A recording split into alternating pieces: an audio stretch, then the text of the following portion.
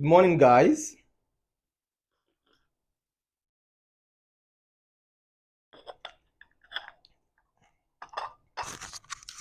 Welcome to day two of Trading Wisdom with Shifuwealth.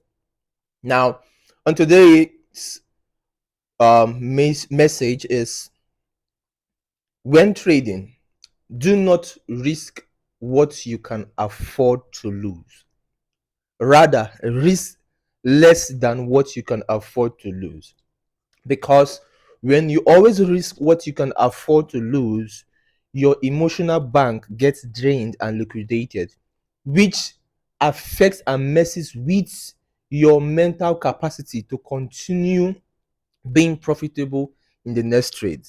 Now, put it this way: let's say you have $1,000, and what you can afford to lose in that $1,000 is $100, and then you enter a trade with that $100.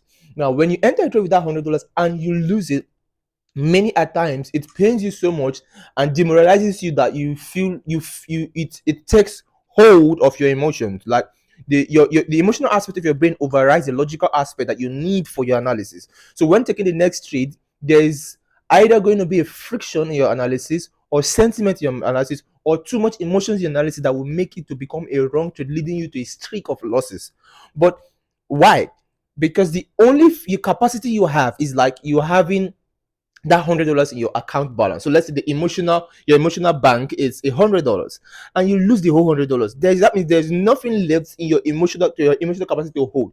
You cannot afford to lose more than that.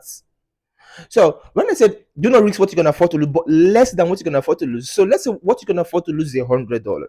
$100 is your emotional bank, and you decide to enter a trade with $20 or $30. That means less than you can afford to lose. So even if that $20 gets lost or that $30 gets lost, you still have enough emotional balance to continue being profitable.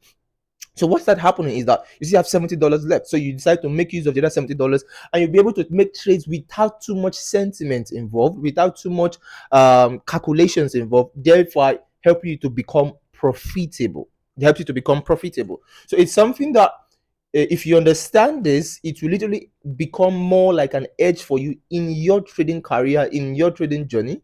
It took me quite a while to get to understand this concept. When I understood this concept, it was literally what helped me to be able to flip accounts easily, because I was not flipping accounts based on what I can afford to lose, but based on less than I can afford to lose.